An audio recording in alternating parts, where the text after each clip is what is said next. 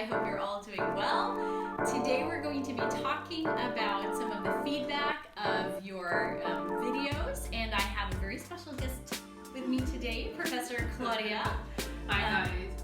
Yes, so I'm really glad that we could be doing this together, and so I'm gonna be asking for her input as well because she's been doing this for years, and I also want to share some of the things I noticed about your videos. So we're going to be telling you about the good and the things that could be improved. Okay, and so yeah, it might feel weird that you guys are just filming at home when theoretically you're supposed to have a whole class of students in front of you, and so the dynamic is very, very different. But yes, we're going to be telling you what it's going to really feel like. Actually, you guys, they already went for like practice teaching, so you guys, you kind of have a feel of it, but we want to emphasize some points. Definitely. Okay, so we're going to be talking about some of the good points first. What is some of the great things that you saw in your students' videos, as well as mine? And so we'll talk about the good things first. And for me, I think some of the good things are just if they followed the basic instructions. Yes. Following the basic instructions. Actually, it's quite hard to internalize what they are supposed to do. Yeah. And so if it went really well and smoothly, it means they really thought it through. Out. Yeah. Right. Yeah. And also ask questions. If you don't know what you're supposed to do, ask questions. Now I know I am terrible at returning emails. So many of my students will be like, I emailed you, but you never did. But still, I think with e-class, you can put in the comment section of any assignment, you can ask a question or send a private email. I think if you don't understand the step, say it. Don't just guess it. Yes. Your guess might be wrong. Right. And I think my students are pretty good at asking questions. Okay. I have so many questions to answer. And then it's so good because I also realized, oh my gosh, that's something I didn't make clear. And so it shows me also where I need to, if I have 3 students asking me the same question, it shows, oh, I didn't explain it clearly enough. Yeah. So and we do appreciate the questions. Keep them coming. Definitely. Yes. And so what are some of the things that, like, the main things that, if they get this right, then it would constitute a good video. A good video. I think number 1, and I've written down on the paper, is teaching the gestures. That's right. I don't know, but some students get really excited with the dance moves and they go all out and they're like, step 1, step 2, step 3, yay! But you have to remember that you're teaching kids and they're trying to not only learn a language, but they're also trying to follow physical movements, and that is not always easy. That's right. It's really not easy. So actually slowing down and teaching step by step the gestures is really good. So instead of making it really difficult, make it simple. Make simple gestures, yes. Remember that you have little kids following you. Yeah. And you have people like me as well. I'm not a dancer type. I'm like really stiff. She's really good at following. But like for me, I'm not good at following. I'm good at doing whatever, but following the dance, I'm terrible.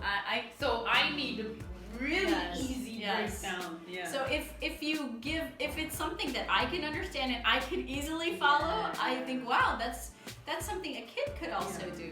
But I'm already about to go off on a tangent and talk about, like, in line with this, a point of improvement is I've had some students who went ahead and just danced the song. You like, after you like teach some of the vocabulary, okay, let's do the song, and then you do the whole like hokey pokey old MacDonald with all the movements, and you haven't even taught the gestures yet. So please don't forget to teach the gestures. That's so important. So important. What I would say about that is that rather than having a lot of movement, focus on gesturing those key vocabulary words. I think that's more helpful than having loads of dance moves. Right. Because you're still, remember, even though you're using a song, you're still teaching the words. Like the words and them retaining the words is most important. So for me, I would more, if possible, just have gestures for the words, the keywords that you're teaching, and then for the rest of the song, just get them to clap. I don't think there's anything wrong with clapping or just swaying. Swaying. It's really good. I mean, if you're talented enough to have like really great dance moves, go ahead. But always think about your audience who are following you. I think that's quite important. Right. Yeah. Go ahead and dance. Yeah. I will not be able to follow that. But most importantly, if the kid can remember the gesture that goes with the word, that's what you want to focus on, not just a whole bunch of other gestures that are confusing. Yeah, that's right. And so that's one of the really strong points that we want to emphasize here. Like, teach the most important gestures of your main words. Focus on that. And don't try to focus movement for everything. That's difficult. I gotta move. But I think in general, most of my students that I've seen, like I've seen a lot of videos. I haven't watched everything yet, but they've done such a good job. I think they learn it, when they're kindergarten. They have these moves that they all know. There's the hand on the hips and then right. And then there's these are gestures that these are the classic gestures, and there's nothing wrong with using classic gestures. But then just make sure that for those keywords, if it's like, I don't know why I'm thinking of, maybe because I'm hungry, eat a burger. Like, that's the gesture that I would make sure the kids remember, because that's really important. Yeah.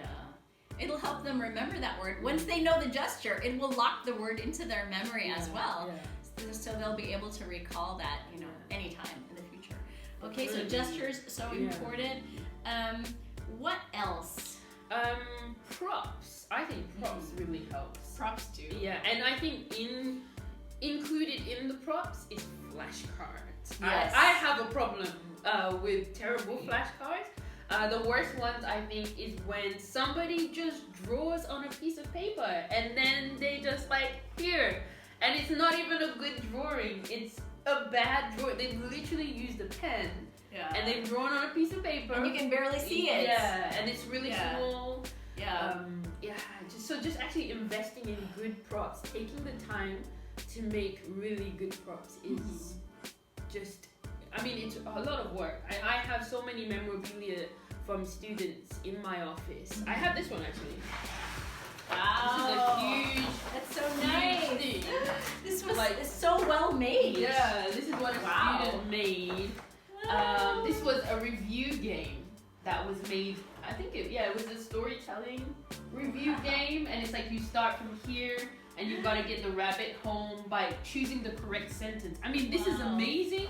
Yeah. But it takes a lot of time, right? But then, teachers know when the students have put a lot of time into a lot of effort preparing their props and thinking through, so flashcards are very important. Now, since a lot of you are filming at home, if there are things in your home, real stuff that you could use, please use that. You're not using real stuff. Yeah. Use the real stuff. Of course, you don't have a cow or a pig. Moo moo. You never know. Someone might have a cow. Someone out there may have a. If you have a cow, use your cow. That's so much more better. Yeah. It just captures everybody's attention. It makes your lesson so much more memorable. Yeah. And when a teacher has to check 200 videos, you want them to have something to remember you by. Make your videos stand out. Get that cow in the video. Right. Yeah. It'll be your teacher will never forget that. Then they'll never forget you. Then they'll know. It'll be so easier. It's so much easier to grade you. And it's not like a huge competition. It's not like that. But in the future as well, think about job interviews that you have to do this. You have to stand before people and get interviewed. And if they're interviewing 200 people a day, you want yourself to stand out. You want yourself to be remembered. So by the interviewers or by your future students. So make it interesting. Make it exciting. If you have a dog, if you own a dog and your lesson is about McDonald's had a dog, show us your dog. People react so well when they see pets. Yeah. I get such a good reaction when you show a picture of a cat or of a dog. If you've got your own, what better way to do that than to show it? I saw one video of like, I think it was Old MacDonald, and they were teaching Bow Wow, like the dog barking sound, and they had a dog barking. And I was like, that was cool. And how did they time it? Did they poke their dog to make their dog bark? Bark. I wonder how they did that. That was cool. It was really clever. Really clever. I like that. Props. And I lost my thought, but so flashcards, and if you like wear anything funny, like kids love that. You wear the shades, or you wear like a Red Riding Hood cape, anything to make them bring feel that character to life. Excited about the lesson. Like, what are we gonna learn about today? I think even simply if you're doing a song about sports, actually having the physical balls with you, or if you're doing around the house, maybe the song is about rooms in a house. Go to the different rooms. Show us your living room. Show us your kitchen. I mean, you don't have to show us everything, but show us maybe the TV, and that could be a representation of the living room. Show us the pan. But sometimes I think we are like using video is actually better for language, because you can show the images a lot more clearly than in a classroom. Right. Yeah. So preparing those things and thinking them through, that just adds such a plus to your lesson. Because you know what? A lot of students didn't. They just kind of stand and they go behind the board. Sometimes I think, is it our fault for not filming in our homes and showing them that example? I didn't, my students this is the first time I have this as my background. My students always see my bookshelf. But I'm not making this for little elementary kids. My university students, you guys, you're okay with that. But like, think about your audience. You're going to have little kids in the future. And of course, I'm not going to grade you for your background. But just, imagine, what if you had to what if your school did go online? You would have to consider those things, like the background and when you shoot a video, am I speaking loud enough? How is the lighting? All of these things come into consideration, which they don't normally in a regular classroom. Yeah, you don't have to think about that, but when you're filming at home, you do. Yeah. So I think for the students who took went the extra mile and who really thought about those things, I would give them like a higher score for that. Just because most of people didn't consider that, but for those who did, it's like that's a good point. Yeah. Okay, so what else were the other like good points worth mentioning? Having high energy. Okay, yes. Yeah. Definitely. You can feel that, right? You can feel it. If we're like, so Kristine, how was your day? I think it was just, nothing special. Let's learn this really fun song. Okay. That's another thing. You just because you use the word fun, interesting, or yay, doesn't mean it's interesting, fun, or yay. It's just you really can feel if somebody's having a good time, and if they're not having a good time. It's really obvious. It's super obvious. So you have to get into your, you have this teacher persona. Like, you put on your teacher hat, like, I'm gonna be happy in front of the camera, right? Because you don't have your students there, but we can feel the energy. Like, okay, raise your hands. Okay, raise your hands. Can you feel the difference? I think sometimes maybe you can watch like something funny, or you can listen to your favorite song that puts you in a good mood. In the past, I've told students go ahead and take a shot of soju to relax, because I find that Koreans are so much more relaxed when they're a little bit intoxicated. But I do not advertise alcoholism. I don't advertise that. But the point is, you have to get into a place where you are naturally relaxed. Sometimes I find that students have maybe a friend behind the camera, which the friend helps to calm their nerves, and also the friend helps to be somebody they can focus on. Obviously, it's a little bit difficult if you don't focus on the camera and you focus on the friend. We can also see that. So maybe having your friend directly behind the camera can be really helpful. Yes. Yeah. And the friend can also say, you know what, your focus is all wrong, or your props are there's something wrong with it. And sometimes you guys don't see that. Yeah. And sometimes something gets recorded, and so this is another point of improvement. I'm just jumping here. Yeah. But sometimes the students have like a mistake in their video and they don't check it. Yeah. Guys, before you pass like homework or a video or a project that you're going to be graded on, I would suggest that you look over it, check it a few times. Do you know how many times we have to redo videos just to make sure even they come today's out well? video, we have to, first of all, we had to kind of brainstorm what it is that we're going to talk about, and then we have to kind of gear ourselves up. Yeah. Like, okay, we're going to start, but we don't, I mean, if you're an expert and you've been doing it for a long time, maybe you can just put the camera on and just talk away. But it's so much more effective if you have a clear outline. Yes. And you have the order, or maybe, like even next to the camera, you can see, this is what I'm going to do next. Or for those of you using PPT, I know it's a great tool because you see what's coming next. Yeah. But if you don't have that, you really have to think about the flow of your lesson and the props and everything. So here's something that I know it's probably a new thing for you, of course, like videotaping yourself, but a lot of people, not that many, just half of the people, and I don't know why this happens, but when they use a different device like their iPad or something and they hold it up, everything is backwards. Yeah. Everything is backwards. If we put this this is not backwards, but usually. But for some people, right? the video flips where everything is backwards, and then some of the teachers will say, "Okay, everybody, let's read this together," and it's all backwards. Yeah, but like, did you even know it was backwards? Like, did you even check your video? Because if you did check, you could actually go back and redo it. Just redo it. I think. Right. Do you know what these presentations show is that most people do it last minute, which is again a huge problem. If you're doing your homework really last minute, then you are gonna have all of these mistakes. And you don't have time to redo them. Yeah. Or technical problems. I don't know how to upload on YouTube. That's why I gave you like so much time to do this, because I know that some of you will have those problems. I had the problems too.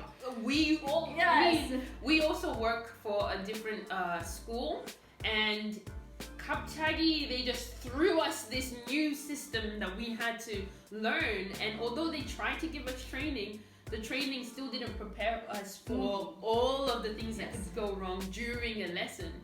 But it's something that so complicated. That was so complicated. I never knew I would be a broadcaster. Like, I can work for a TV station now. I can literally put my name and say, I can work as a director for a TV station, because literally that's what we were using. We were using live streaming, like a live streaming broadcast. Oh yeah, it was called OBS. Yeah. So if you've used Skype, if you've used Zoom, those are so easy. They're so straightforward, easy to understand. But if you're using something like OBS, okay, switch programs, switch screens, you have to do so many things. And we had like a week to learn that. We had to master it in a week. It was so frustrating because the instructions were given to us in Korean. Yeah. So I was like, okay, fine.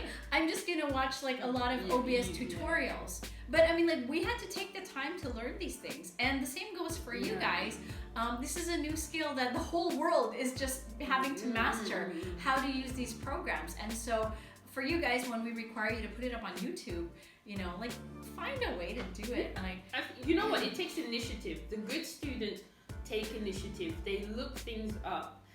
We can't give you everything. Like, we can't tell you every single thing, because that is also part of your assignment, is to make the best that you can make. It's to show us the best of you as a teacher. And so if you don't know something, your adults, take initiative and research it. YouTube has been such a great resource for us.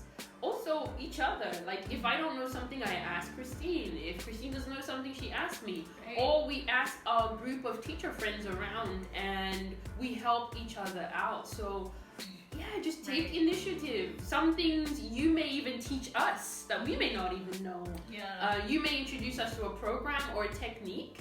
We're always, waiting to learn. We're not perfect at this, even though we stand here and tell you what to do. We're not perfect and we're learning, but you must take initiative. Yeah. So like we were telling you, so for these kind of assignments, try to do them early, find the mistakes, whatever's wrong, redo that part, and make sure, I had a student who sent me a blank video and I was thinking, wow, first of all, it was supposed to be on YouTube, and next I have to download this video and then it's a blank video, and I'm like, do you even know that you sent me a blank video? What are we gonna do with that? Did you even check? I'm like, and so like I know, like I'm not getting stressed over these things because it's, you give me something and I give you the equivalent grade. It's like if you give it late, okay, there's an equivalent penalty for that. Like, but I mean, like I want to give you a good grade. So we're really hoping that you take these comments to heart, that you really try to follow these. So yeah, the high energy, the preparation, and look at what you've done, and make sure that it's good enough for you to submit. So check these things before you submit. Please check them. Yeah. Another good thing is for most students, they knew the song. Yeah, know the song that you're singing is really good because you're the teacher. Yeah. And why am I saying this? It's a good point because there are students who sent videos, they didn't know the song. They didn't know the next the lines. And also, it's worth mentioning, you should know which version you want to use. Definitely. Yes. Definitely. Yes, because there are so many versions of Old MacDonald. So and many countries who are also learning English make their own videos. Make sure that you at least choose a native English speaker's video, because you want your students to have a good example of the pronunciation. So what I had a lot of was people would choose the Indian versions of these classic nursery rhymes. And there's nothing wrong with that. But what would happen is that they would have an Indian accent on that. And so you're not showing your students, it's bad, but I think it makes it more difficult for pronunciation's sake. So I think it's try and find a version that is just clear and doesn't have a really strong accent on top of it, kind of thing. So like Kristine said, finding the original singer, the original lyrics is a really good idea. Right. And listening to it in its original form is a really good idea. And then with all these different versions, they'll have different lyrics as well. And so I had a student who put up the wrong lyrics. Come on. If you're teaching a song, you know the song and know the lyrics and make sure the lyrics are correct. I think what my student did was after he sang the song, he left out a lot of important words and then he put up the lyrics according to what he sang, not according to the correct lyrics. But like, I know this song, I grew up singing Hokey Pokey, or Old MacDonald, so make sure you get the right lyrics, okay? Another strong point is body language. Frozen. Hi guys, I'm going to give you a very interesting lesson, but I'm not going, or if I move my hands, I'm going to move them like this. They're going to be dying hands, right? Or you just look like you want to fight the student, so no smiling, you're just like, hi guys, I'm going to teach you a great lesson today. Are you ready to learn? I'm like, who are you fighting? Why are you angry? Smile! It helps a lot to smile. Which is why, again, I would say having a friend or listening to a song that puts you in a happy place is really good. Or watch a comedy show before it that gets you into that mood. What you do with your face. For me, I always say that students who are learning a different language, they learn a lot more from your body language, from your facial expressions, from your props, than they do from the words that you say. So don't rely so heavily on the words that you're saying. A good way to check if you are using enough body language is get your family member to watch like a minute of your video on mute. Like no sound, they just watch your video. And then you see, are you doing too much of this? Or are you doing enough of this, enough of this, enough of this, enough of this? Like even if I don't have the volume on, if I'm pointing to this, I know what this is. But if I'm just still talking about a tumbler and then you have no volume on, you wouldn't know. If I'm just going, like you wouldn't. No, not like that. Go, tumbler. Oh yeah, tumbler. Tumbler. Repeat. Tumbler. Repeat. Tumbler. Yeah. So really test yourself. Turn off the volume button and see if the person can guess what you're talking about. It will really tell you if you're using enough of your body, enough facial expressions. Facial expressions are really good when you're talking about feelings as well, because you can change up your face. If you're happy, show a happy face. If you're sad, show a sad face.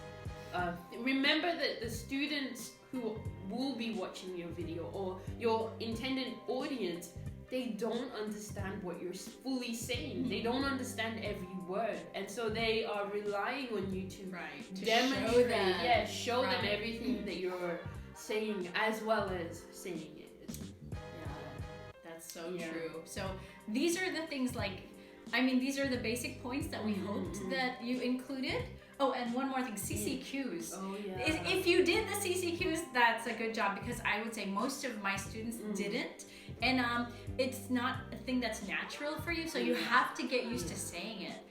Like after you teach a body part, or after you teach an animal or a color or some vocabulary, make sure you ask a question to just check if they understood.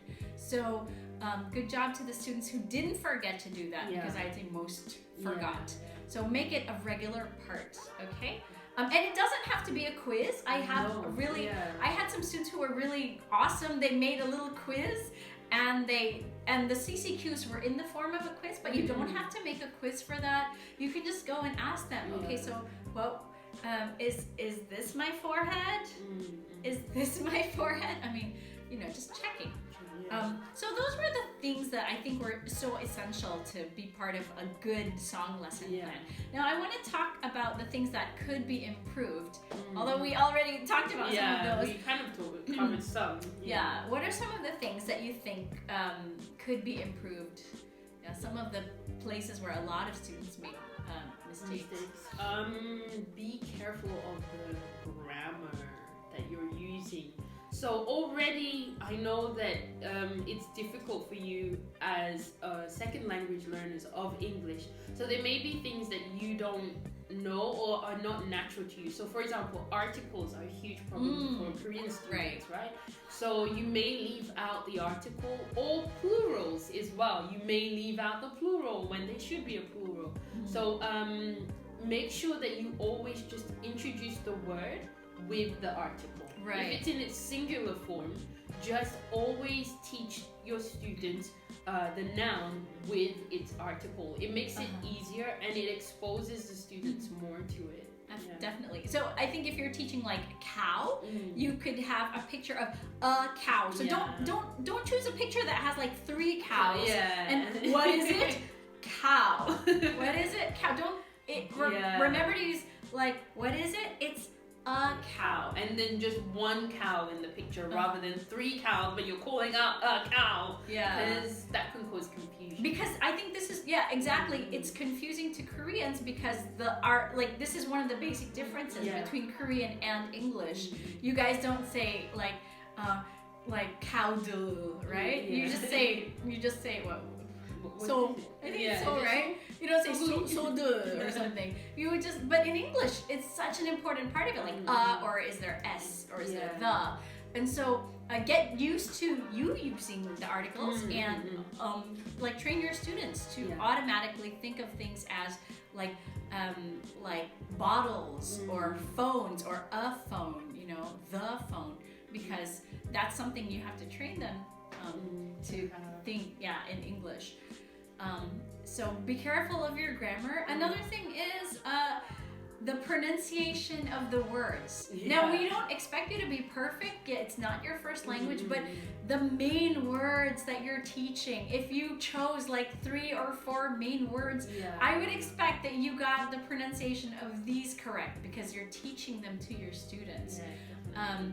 So again, I've had some students who you're teaching a word, I forgot, it was a PF thing. And like, let's say phone, and you say pon. But be very careful, because when you teach it like that, your students will learn it like that, and then for them to unlearn it in the future, and then they're gonna say, oh, my teacher taught me like that. That's how I learned it.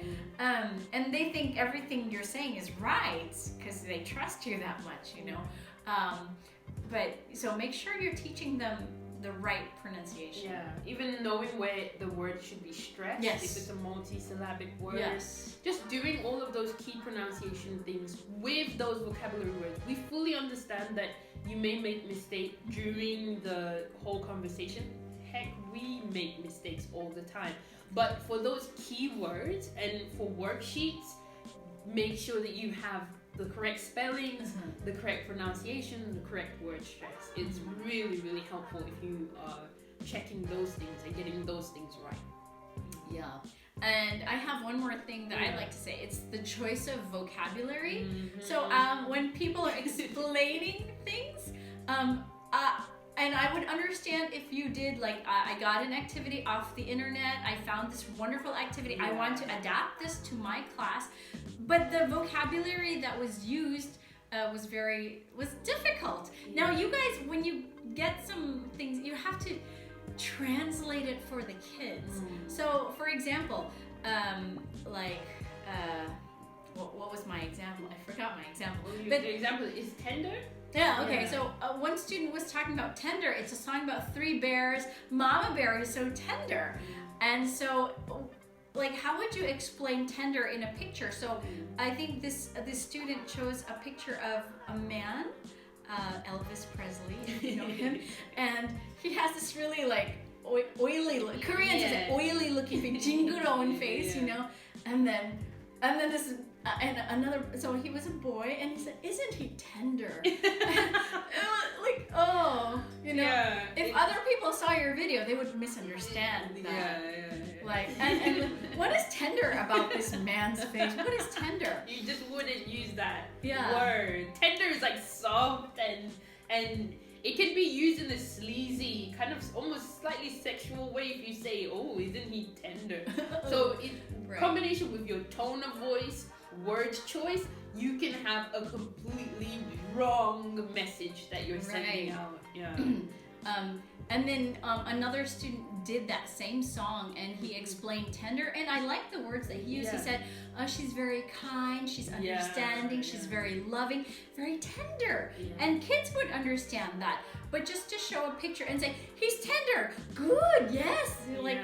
And I don't really know what the connection is between Elvis Presley and tender. I know the connection. It was Elvis Presley sang this song called "Love Me Tender, Love Me Sweet." But then you're teaching elementary students. But I think what the person did was like Google tender and see his picture and choose that. And so make sure that think like a kid. How would these kids think? And if they saw a picture of a man like a man from the 1960s with an old hairstyle, would they think tender? Is that the first thing they would think? So when you choose a picture and try to put on your kid persona, how would I understand this as a kid? So the instructions that you use, I had a student who was using very hard language. For example, express this gesture. And like express the gesture, and as university students, I guess you would understand that. But 3rd grade kid, hey, express this gesture. Or for example, let's learn the organs of the body. Organ, it's good that you know the word organ, but would your little kids know that? You can always find an easier word, like let's study the parts of the body.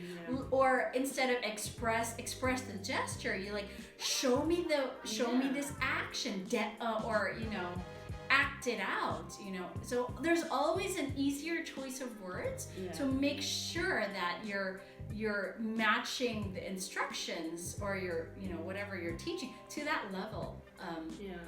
And I know you haven't had much practice in that, but we're pointing it out So because they can later, keep in mind yes, as well, later when you're with these little kids and you give these instructions, they're just, What is organ, teacher? And then you have to sit there being like, oh, organ is inside Is the it box. is it organ and like piano? Playing we're gonna learn the parts of the organ. Why? But we're talking about the body. It can be confusing. Yeah, so choose the like simpler vocabulary for your kids. Yeah, I think we pretty much covered everything. The one last thing that we had on the paper was refer to what you actually have. So if you have anything on the board, make sure that you're talking about what you actually have on the board, not what you think you have on the board. Because you gave a great example, right? Earlier. So I had a student who was trying to review the lesson, and okay, everybody, what is this? And, like, he had a picture of I think a man's, like a kid's body. So it was reviewing the body parts, and then he said, "Oh, so what is number one? What is number two?" And there was no number one, number two, and like. What are we talking about? So remember, you're making the instructions easy to follow. That's why you use clear flashcards, clear props, but also make sure that you're using your board wisely. So if you're going to refer to a number, have the number on the board. Yeah, right. So so these are things that I hope you consider. Of course, when you're making the video, it's a lot harder, right? You don't remember all of these things, but that's why review your video. Are you happy with it after you watch yourself? And I know maybe some of you just don't want to watch yourself. Yeah, I've had that. I've had a video. Believe it or not, I also. I don't like watching my videos. They make me cringe. But still, you're passing this for a grade. So did you do all the parts right? Did you say it right? Did your video cut out in the middle because there's no more storage on your phone, and so you end up passing half a video? So it's really worth rechecking just to make sure you're satisfied. Definitely. Because later on, if you get a grade that you don't like, don't come and, Professor, why did you give me this grade? I did my best. Like, yes, you did your best until the video was cut. Did you know that it was cut? And so all of these things, are considerations.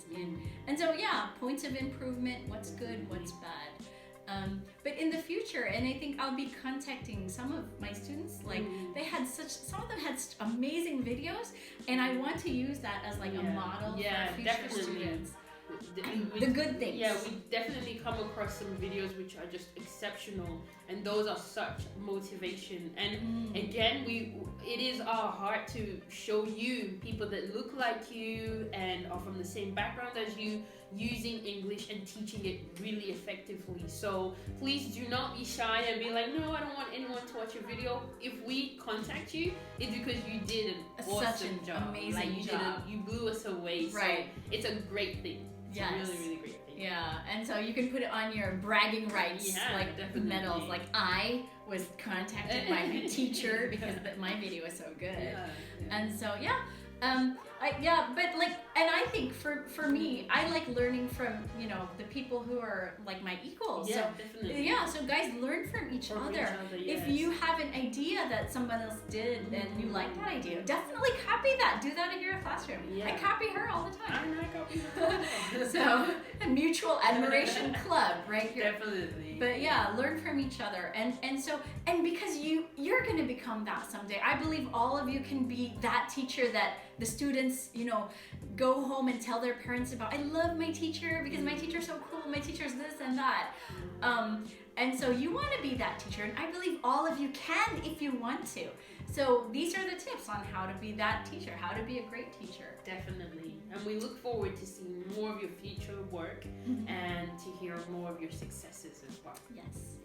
And thank you, Claudia, thank for it was great to have a video together, actually. Yes. I think this is a lot more it's a lot better than just reading off, okay, point number 1, it should be like this because of blah blah blah, and point number 2, it should be like this, blah blah blah, until you get it. So we're also thinking of ways to make it more interesting. So hope I hope that you guys took something away from this video, learned from it. Yep. And Don't make the same mistakes and incorporate all the good things. That's our Right. message. Yes. Okay. Thank you. Thank you. Thank Bye. you. Thank you. Okay. Bye.